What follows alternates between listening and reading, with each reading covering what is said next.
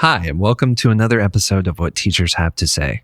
I'm Nathan. And I'm Jake, and we've got a fun one today. Yeah. We're going to be looking into the work of Dr. Brené Brown just a little bit, and more importantly, how to build trust. This was a game changer for me. It was. Brené Brown's work is a really good framework to understand how trust works, how trust breaks down. It gets a little more granular than trust. I trust you or I don't trust you, right? Specific aspects. And then also, you just came back from an amazing trip to New York. We got big news. Big future prospects. Yes. Some good stuff. And before we get into that, we just want to add a disclaimer. Yeah, right. This is new to us because the podcast is growing and we're hitting new audiences, and we just want to be clear about what we're doing. So, just a disclaimer that, as always, the opinions expressed on this podcast are our own as professionals, and they are in no way linked to any of the educational institutions for which we work or are employed. Because our aim is just to open conversation and to enhance the teaching experience out there. Well said, Jake. Thanks. All right. Let's get into trust. Trust. So, Jake, you just got back from a really insane trip, and we have some news we want to share. We've alluded to it. That we've alluded to a little bit, but you have just got back from a trip to Syracuse, New York. I did. Yeah, just outside a place called Manlius, New York, but I was in Syracuse. Gotcha. I flew into Syracuse. Gotcha. Okay. With Adam Moeller. Yeah, with Adam Moeller. Shout out to Adam Moeller. Shout out, co-author of the Social Studies Educate Protocols. And he has a blog, Moeller's Musings. Oh, dude, it's Follow so this. Good. He writes little poems about his day. I love Adam. Little love notes to his students. Yeah, I love Adam. He's the best. But yeah. So, okay. So it was the first one. Tell us about this. Tell us about what it is. Dr. Bill Daggett. Yes. Extraordinaire, like freaking change maker in education for the past 30 years. Yes. You're in it, right? Surprise, here's the fun kind of news. Yep. That Nathan, Adam, and myself, we've been invited to become consultants for artificial intelligence in education, working with Bill Daggett and Ray McNulty and these people at the Successful Practices Network and National Dropout Prevention Center. Gosh, that's a long name. These are big names. They're big names. There's hugely influential people. So now we can say it publicly. We've had our first event.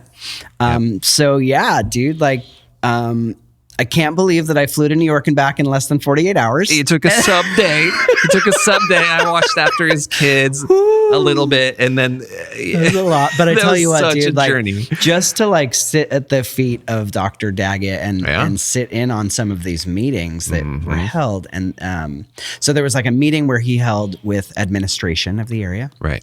And then he did a keynote, and there was about 600 teachers in the training. 600. And then they split into kind of choice between a session from me on the ethics, literacy, and mathematics usage of artificial intelligence. Got it. And then the other option was Adam, and he was more of like a beginner workshop, how to get into artificial intelligence. It didn't really end up that way. We very much had like people that had never even considered AI in my session, which was meant to be like a moderate to advanced. Right.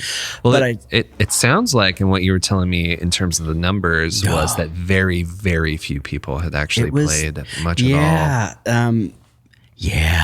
So like in Dr. Daggett's keynote, you know, like roughly 600 people in attendance from all walks of education in the area. Yeah. And it, you know, a tiny fraction, like 10 hands went up or something. Out of 600 people. Teachers. It might have been more than that, but it was not an impressive number. Which is including the tech integration team. Yeah, tech people were there and all of it.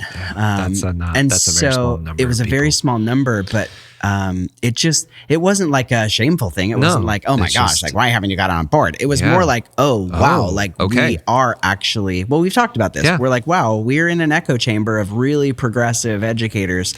Yep. And to get out there into the larger world was interesting to see like, oh, not everybody's actually playing with artificial intelligence. Right. That's kind of a, And this is one of the higher performing districts in the area too. Like in New York, it's considered one of the top tier performing. And so it was actually a positive. It was really interesting to go there and to see just how welcome they were to it, that they set up this entire day, bringing Dr. Daggett and Adam and me in and doing it. But I was going to tell you, man, like, so we were sitting in a meeting where he was addressing administration. Right.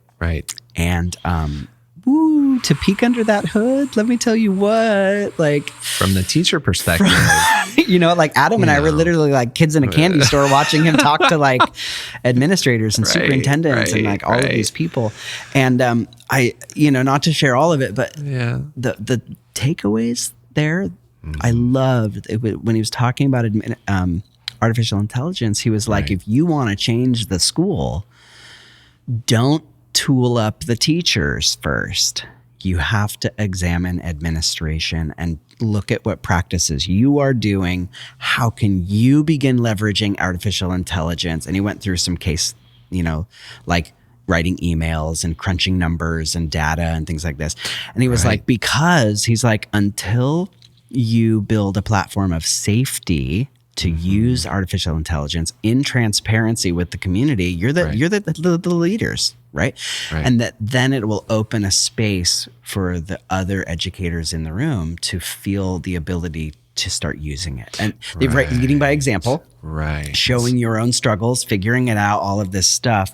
But yeah, that was really something that I hadn't thought about, right? Because it's always like the teacher's burden to have to shift what happens. Right. This is the new thing. We're integrating this now. We're going to train you guys how to do it. Do it with fidelity. Oh, shit. And there you go. You will, your students will succeed. But it was really interesting that he was like, you have to be the change makers and lead this. And then the other one that I loved was, going back to our 4 mind shifts episode, which for listeners, if you haven't listened to that one, it's called like the Edge Protocols Mind Shift, something like that. Within the framework of Edge Protocols. Yeah, but it's not Edge Protocols exactly. But I loved it because he was talking about those things. So it was nice to be like, oh my gosh, like we're on a track that Dr. Daggett is like. Right. It felt good. We're in the same place. We're resonating. Same place, yeah. Right. And one of those was the importance of skills over content. Yeah, we've talked a lot about this. That's been a huge and I loved it. Focus. He was like, you want to shift your culture? You want to change your culture? He's like, can you think of a group of teachers that you just can't keep away from each other? And I'm like, oh, I know exactly who that is. # Nathan Collins, Yeah, pretty much. But we all know, like, we all have teacher besties. I hope you have teacher besties because like you won't survive without it. No, you won't. But he was like, take that group.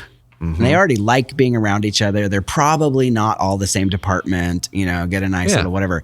And then he was like, give them a group of students and just leave them alone. Let them go for the whole year. They will sort it out. And because he was talking like, he wasn't calling it project-based learning, but that's really what he was alluding to. Like, stop siloing.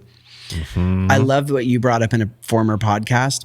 Yeah. Where you were like, it's the weirdest thing on the planet. Like last period, I was a dodgeball thrower and now I'm a poet, right? Yeah. High school's the strangest experience. And we know that it all comes back to the factory model. Like they went off to Prussia and brought it back to do that. Cogs in the machine. In the machine. But it was so nice to hear that example of like, just leave them alone. They're going to do it and it's going to be incredible. Let them go cross-curricular with that, right? And there's some crazy models out there happening. I just read about a school in Austin. Okay.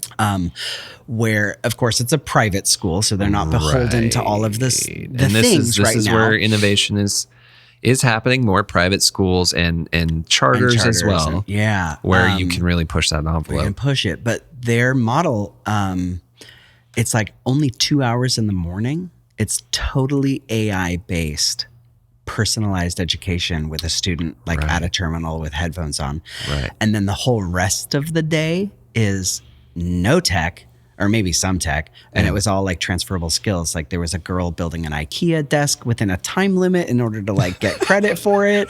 And then like there was like an electrician that had come and was training them how to do wiring. And like the other, like these fifth graders, I think they were fifth graders, were writing college entrance exams that were going to be read by somebody at a university. And like if they would say like, yeah, we would admit you, then they got the points for it, or like they got the pass for it. But this, you know, it is possible. We know that artificial intelligence is making the thing possible now. Truly personalized education.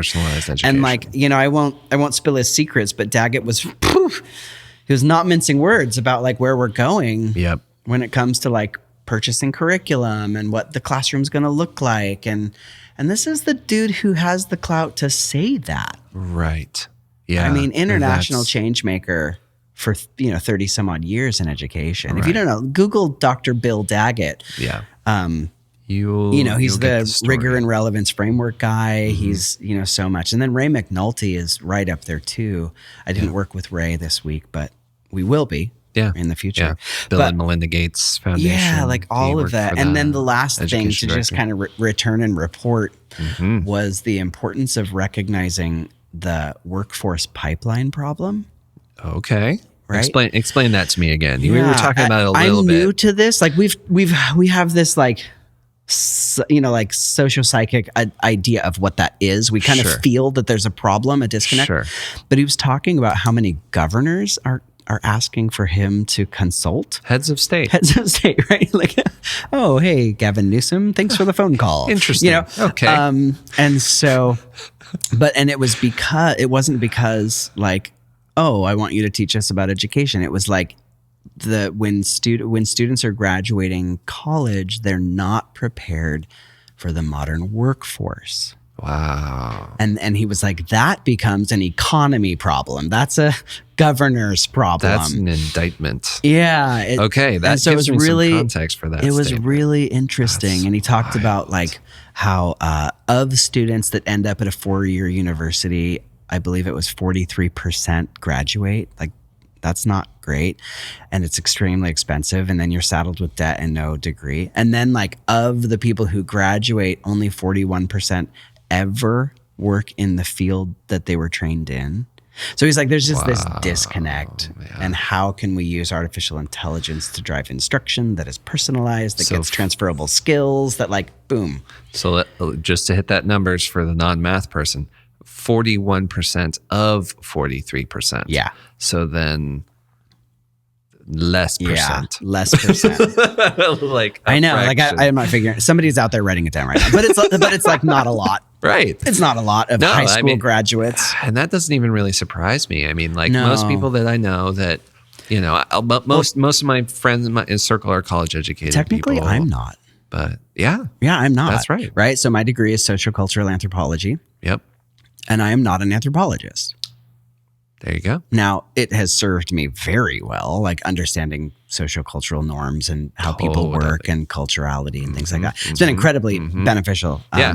No education is lost. Yeah. Nothing was lost there. But yeah, so it was incredible. So there will be more events. We've already had to turn one down. Yep. It was just too close. Like I wasn't going to go back and forth across the country. Yeah, me and Jake were going to go to another training in New York, but it was right next to his training, and it was really quick turnaround for me. It would have been like fly back to the West Coast, have 2 days at home, fly back to the East Coast. I'm like, I'm not that kind of a jet setter. Yeah, we're not there yet. So, but it'll be interesting to see what happens. There are so many school districts on board.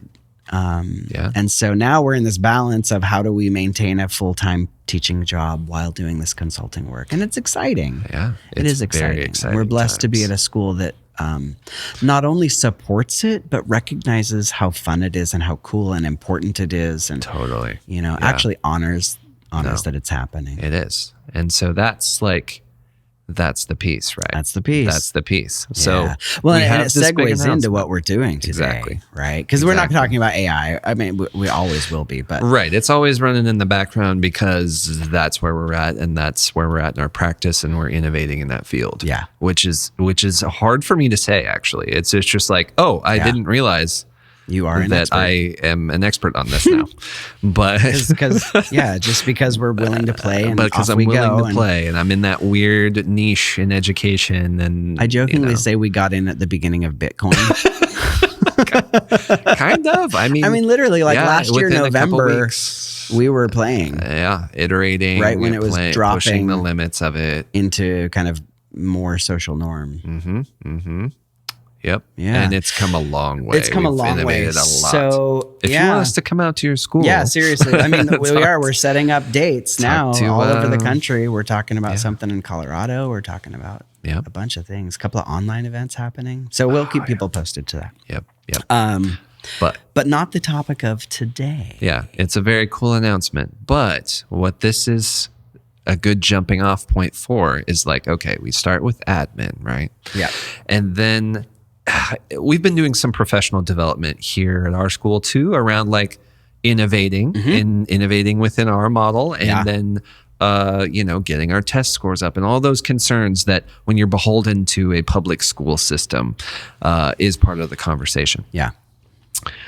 And a really interesting move that our admin did was to talk about trust and to use Brené Brown's work and her braving framework as a way to break down how you actually build trusting relationships within an organization. And shout out to our admin team. They didn't just get a book and do a book study. They actually hired like a certified Brené Brown person to do their training. Legit person to do their training, and then also come speak with us and about then to pass it on to us. Yeah. But this trust, the braving model, right?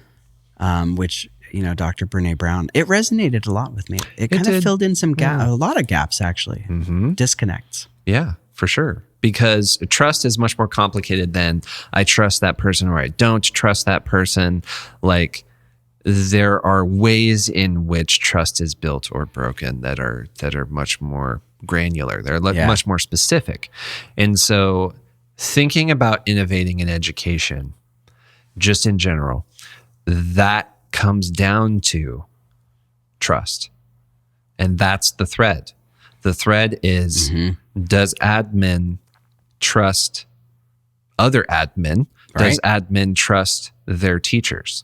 Do teachers trust their admin? Yep. Do teachers trust their students? Do students trust their teachers? Does the board trust everybody? Does the board trust what the organization is doing? Yeah. Like, there's all these relationships and interconnectedness that I think so much strain is put on those relationships based on just the structure of school and how school works, that we often are in these relationships and we don't feel comfortable, but we can't really put a finger on why. Right. Like, why do I feel uncomfortable in this relationship? Why do I hold back?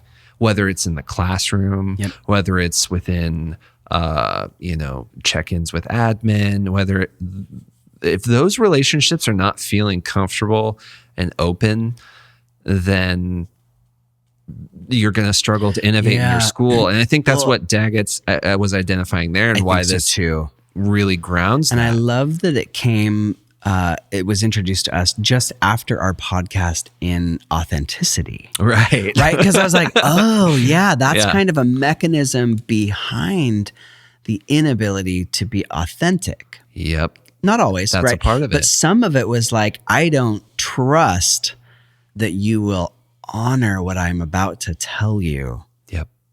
And so therefore I'm going to withhold that. Yep. And recognize that our relationship is not whole. Yes. Ugh. And that's a terrible feeling, but I think it's a feeling that everyone has. I would be curious to meet a single teacher who has not been in that position. Yeah. And maybe in that position for admin and years. all of it. Like, that's why I try to use the word educator. Yeah. Because I don't like the siloing. Right. Of like us versus them. No. We're all on the same team. We're all on the same team. We know that there are very much situations that they are opposing teams. Oh, yeah. Right. Don't get me wrong. There's definitely weird political posturing in education. But we're not going to, we're going to try to hold a more ideal place. Yeah. Hold generosity. Which we'll have to talk about the model itself. Yeah. But so maybe like a really brief overview. So Right. Her framework is braving and is an acronym. Right. That teachers the love idea acronyms. that trust is not a single unit, right? Where so you're like, I don't trust you anymore, and that's like 100%. And what I loved is it picks it apart to be like, oh, you broke trust in this one area, but I still trust you in the other ones, right? But so just going down the list,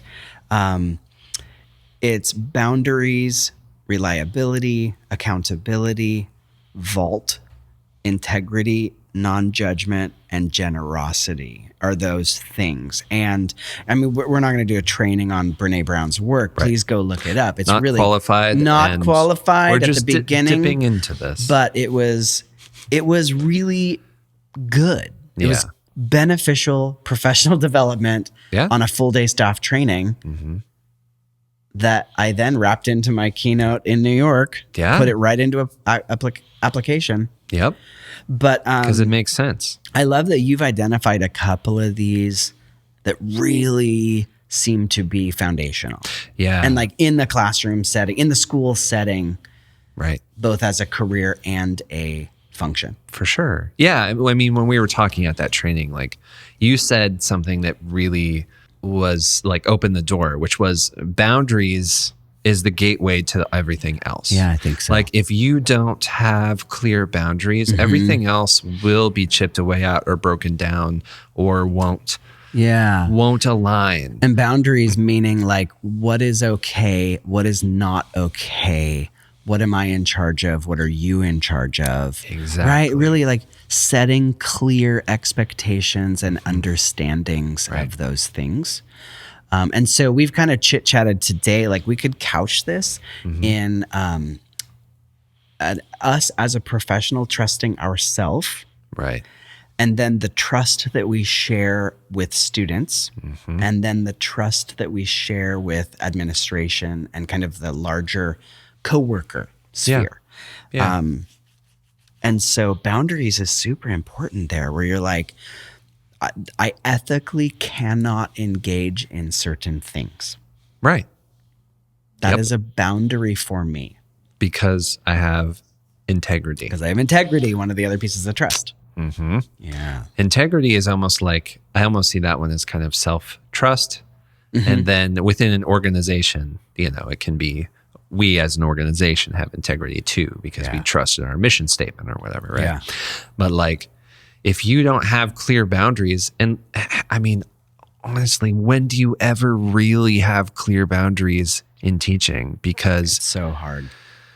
Because new expectations are put upon you constantly. Like new systems you have to learn, different curriculum, different roles you're playing, and those things can shift from year to year. Yeah, and like I can't really speak for elementary students, but in the high school, there are those moments where a parent or admin or somebody like comes back at you for a grade.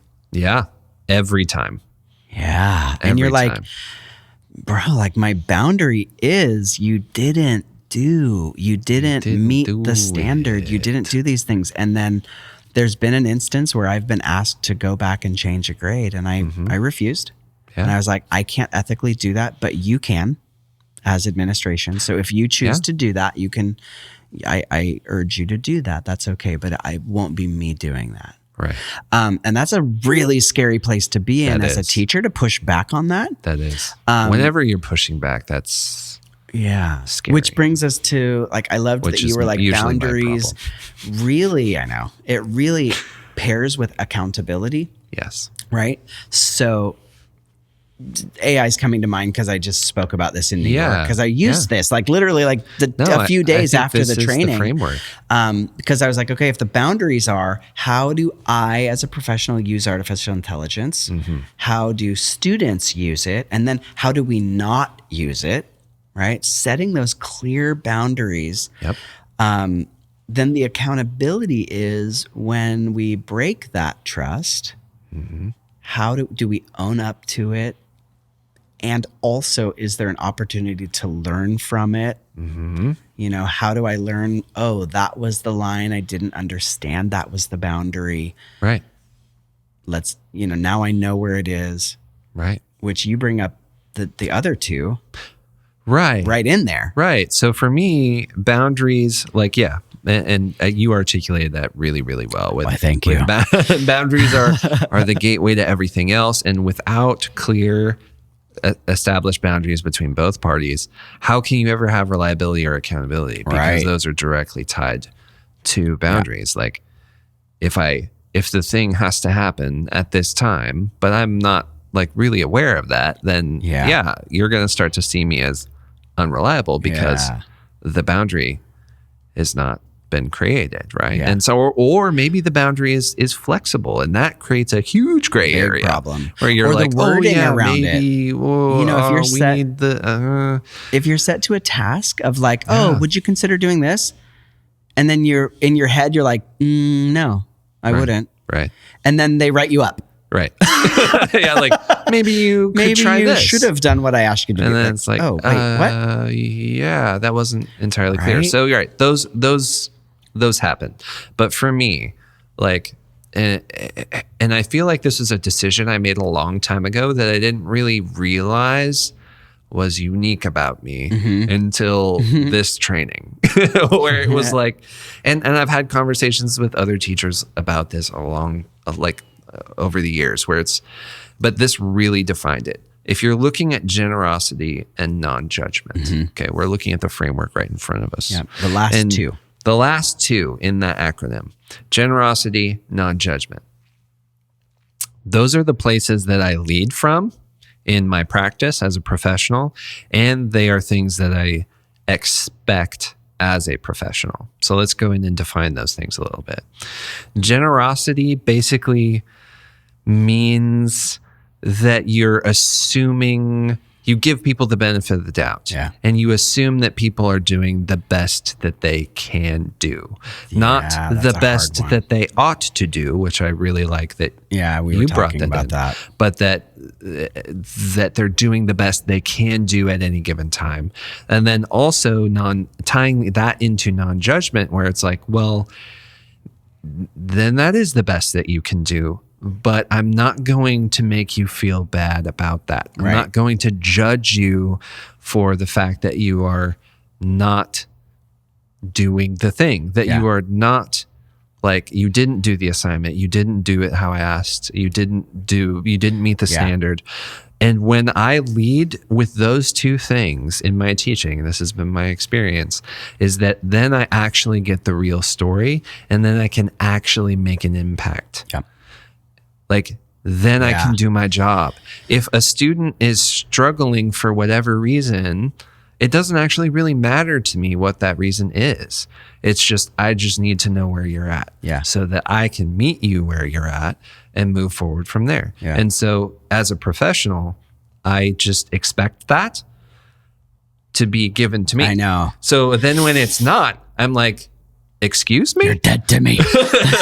Like, I do not trust you any longer. What? Like, huh? Yeah. Like, because, I'm someone who does hold myself to a pretty high standard in all things. I know, you really do. And so it's just like, okay, I am doing the best that I can, and I'm actively learning. I'm reflecting on my practice. I'm trying to improve constantly. Yeah. That's why I'm always doing a new thing, and why I'm always looking for the new thing and trying to innovate in my practice and in, whatever it is that I'm doing. I want to learn. I'm a curious person. That's why I'm here in education anyway. And I like starting to learn a podcast things. And consulting in artificial intelligence and in a metal band. There you go. Like, I like to learn things. I like to pursue things that are my passions, and I've been basically stubborn enough to do that. I've often joked that like every decision I've made in my life was not the economically viable one. No.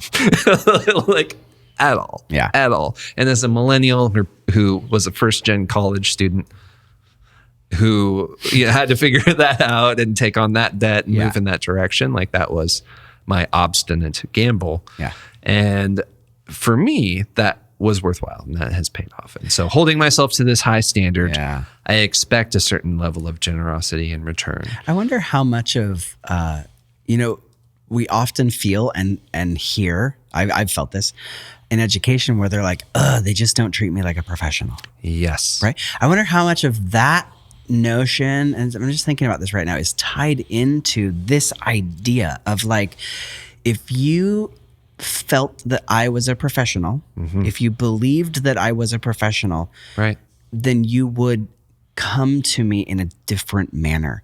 And so this generosity, I kind of tagged Ted Lasso in here. Yeah. Right. No, be curious, relevant. Not judgmental. And totally so, relevant. When they're like, hey, what's going on? Instead of you suck and I'm going to fire you. Right. Yep. What is it so we were talking about a student. I have a really, really open policy on giving extensions to work and also an ironclad barrier for late work. Right? I feel like those go hand in hand. And so my students know that there is a time and place where I will not accept work any longer. It's not exactly the due date. It's after that. But I always say, like, if you come to me in advance and say, hey, this is what's going on, I'm having a hard time, can I get an extension? I've never said no. Yeah. Even the kid who was like, 3 weeks from now is my birthday. I don't think I'm going to get this turned in on time. What? I'm like, I believe I talked to another teacher and I was like, dude, if this kid doesn't come back with a tattoo from Thailand, that's the level of birthday celebration. It was like, well, I'm going to be out for like 2 weeks for my birthday. I'm going to be out for a while with my birthday. but okay, to drive home the point of like, I give full on extensions and I drive responsibility. So a student emailed me this week. And was like, hey, Mr. Carl, like I've had a hard time this week. I wasn't able to get some work done. Like we have an essay due. It's the only essay of the semester. And a portion of it was due. And this student was like, yeah, I'm really sorry. I think there's just been a lot this week. And so like you, I'm a curious person. I try to be. Yeah. And I'm like, oh, is everything okay? Like what's happening? Right. And, sometimes you're like, my grandmother passed away or, like things like that. And she goes, no, like, I don't know. I just couldn't this week. And to me, that's fine. Because the big picture is thank you for coming. Thank you for being honest. Yes. Thank you for identifying your human need that sometimes we just fail, right? But then I also go back with accountability and reliability, other pieces of trust. And I say, okay, by when can you get it in? I make them set that boundary. Gosh, there's so much of this trust for themselves. Brené Brown is a genius. Like it's things that we do, but we never understood. Language. And I really push back on that of like, okay, like you need to set your new due date. And I don't think I've ever turned down a due date because students are often harder. They're like, I can get it in by tomorrow. They're way harder no, on you can't. I know. No, they do that every time. I'm going to do it tomorrow. No, you're not. I'm going to do a marathon tonight. Like, no, please don't. Like, get it in. Take a little while. See, there's not a lot of executive functioning here, people. This is prefrontal cortex. We're holding out for 25. We're holding out. But I feel like I'm cyclically talking about this because that's the thing. Like, it's a nice linear thing, like, braving acronym, but it really isn't. They all hinge upon each other and your non-judgment of like, so this student didn't get it in for a reason that I personally don't work under of like, oh, I just couldn't. Like, I'm the kind of person that pushes through and sacrifices myself. And I need to deal with that on other levels. Right. But, to say like, oh, you're not a bad person because of that. You're not a bad student. You're not somehow negative. That's the non-judgment piece. Exactly. And you had already established that relationship. Like for that student to come to you and be honest and be like, I just couldn't. It could have been, my dog ate me or whatever. Right. Yeah. Whatever excuse, I don't care what the excuse is. I actually don't care. It actually makes me really angry when somebody gives me a crap excuse that I know is a lie. Yeah. That's a trigger point for me. Like, don't lie to me. Lie to me. Yeah. But then, I mean, I think what happens when people are doing that to you that's past trauma. That's past trauma. That's I have to lie. And perhaps have I created an environment where they feel the need to.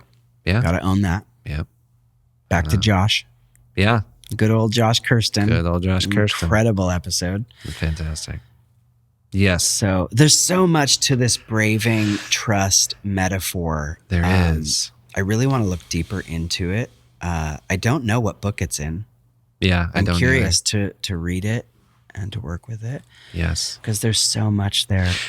I really think that building relationships with students and building relationships with like a larger educational community of people that are ready to move forward, that are ready to actually make changes to the way our educational system works. Yeah. We all need to be on the same page and be able to trust each other and be able to trust each other across positions of power and power dynamics. Ooh. So like that's where Siloing. to tie it back in and thread back into the admin thing where it's like admin can fire you. Yes, they can. Like they can do that. Like, yeah, if you're in a situation where even outside of firing, we always know that there are things that happen that aren't firing that just make your life a living hell until you leave the district. We've seen this. There's that pressure too. It's a tactic if you're, there's tenure as well involved. But yeah, it's like you can have such a hostile work environment and such strange political posturing in your organization. And that will prevent innovation. That will prevent relevancy. You are going to very quickly fall out of relevance. And in the end, that's probably the thing that will cost you your job because you held on to this is the way we've done things. Oh, yeah. Good old no true Scotsman fallacy there. Yeah. So we don't do that here. Right? And that's just not an option. And so to tie back into that, Daggett is saying that's not an option. And he's in a position he has the clout. He can say power to say that and speak truth to power in a way that teachers... I often get myself in trouble for I get in trouble for that. I get in trouble for that. That is something that because I'm so passionate about what I do, I'll be like, why are we doing it like this? That's ridiculous. It's like, this isn't making sense. This is, you don't have a boundary. Yeah, this is something that it's so hard for me to not speak truth from where I am, from where my perspective is, and I'm not good at lying to kids either. And some teachers are really good at that. Yeah. But for me, we talked a lot about being genuine here and being honest, and that's something that I think both of us have done very stubbornly. Stubbornly, yeah. And we've also had the privilege to be that stubborn. It's true. It's true. And not a lot of people have that. When we think like building relationship, we have hammered on building relationship in this podcast because we feel that it is so important. So and important. I can't accept that relationship isn't one of the top most important things in education. I just can't accept that it isn't. Nice double negative English teacher, whatever. But do you know what I mean? Like we hear it all the time. They're like, you need a relationship with students. You need a relationship with students, connection. Okay, what about my relationship to my coworkers, to my administration, to myself within my position? And I think that's why this resonated so much, is because it gave a framework to think about like, wow, we had a misstep. I don't trust you in the vault. Will you keep my secrets? Will you keep me safe? Right. But I do trust that you have integrity. I do trust these other, it allows me to tease those out and be like, granular. When we have that hard discussion. Right. And that discomfort and that fear. I can go in with like, 6 of these you're actually very trustworthy in, but this one really hurt me. Yep. I think that's important. I think it's vital. Okay. So trust is crucial. We've established that. And we've also, I think it's just everyone understands that trust is breaking down in education. Well, like and it has been broken, I think, for a long time. And the more that I look into this model, the more I'm like, oh my gosh, that's why that didn't work. Yeah, exactly. I didn't trust this part of them. This piece. Or they didn't offer me that trusting piece. Right. Yeah. And how Daggett said, find the group of teachers. Oh, you did talk That's a good place to wrap up, right? Because it requires trust. So he was saying, basically, like if you want to shift a school, right? If you want a future focused school that has, prepares students for their future, not for our past. He says that often. Yeah. It's a powerful line right there. That is. He was saying to these administrators, he's like, hey, do you know that group of teachers you can't keep apart from one another? The teacher besties. Yeah. And he was like, let them go, trust them with a group of students to be cross-curricular with, to wrap math and science and history and all of these things together, which, but that requires so much trust. All of these different facets of trust here. Yeah. And I don't see that happening in a traditional model until... It's happening some places, but it's very small pockets. This district that I was in had a very small program like that. Okay. Where it was interdisciplinary work with... It was in a middle school. Teachers. Cool. But I mean, and even outside of that, like that's where we want to go, right? Where I want to go, project-based learning, personalized education, transferable skills, all of these things, which require so much trust. You have to trust the students. You have to trust yourself that you're able to do it. Admin has to give you the leeway to do it, like all of these things. But just wrapping it into one package is hard because it's such a big thing. I would just urge people out there to consider that trust is not a single faceted thing. Right. And that when you can tease out and identify which area of trust, and Dr. Brené Brown's framework works very well to do that. If you feel that relationship breakdown, which can happen in any level. I mean, you called it the uncomfortable.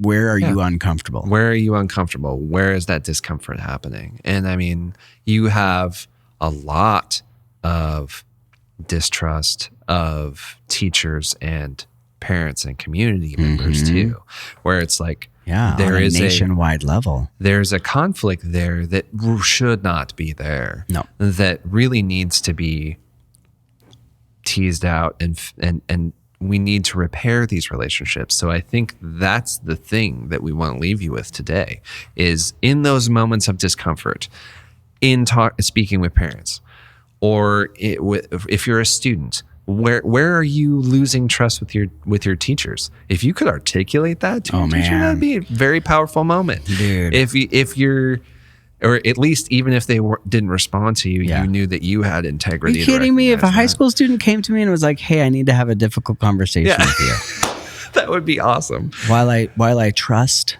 that you have integrity and all of these things, I'm having a hard time with X. I'd be like, you're fine. Let's just give you a graduation certificate right now. Yeah, that's amazing. You're a human being now. Yeah, if you could do that as a student or as a parent in relation to the education model that your student is in, teacher to teacher, colleague to colleague, admin to admin, admin to teacher, all of these things are interwoven. Yeah.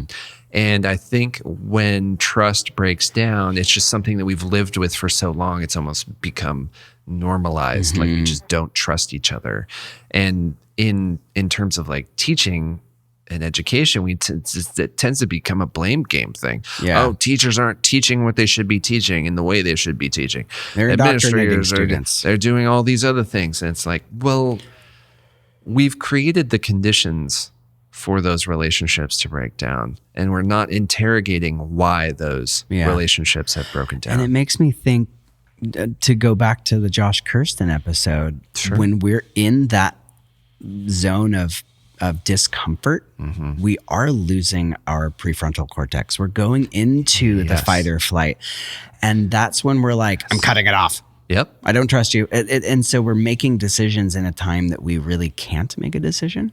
So I was just thinking like, oh, I need to go back and listen to Josh and be like, okay, how do I integrate that model into how I'm going to work with the trust model? Definitely. That's a couple powerful frameworks that marrying them together might warrant a whole other episode. I know. Well, honestly. and like that whole like trusting or knowing yourself enough to say, I'm not capable of understanding why I'm discomforting right now. That's not a word, but go with it. Because of the situation I'm in. Yeah. That's powerful. It is. So like checking in, where am I right now? Okay, I'm not capable. So therefore I'm going to suspend judgment until I can think about this. Yes. And identify which facet of trust is broken down so that I don't write you off carte blanche. Yeah. You're dead to me, right? No, we don't want that. We don't want that. We don't want that, even though that is so the easy way. I know. And it feels good too when you do that. You're just like, you're done. You're done. You don't exist. Yeah. You're done in this town. All right. All right.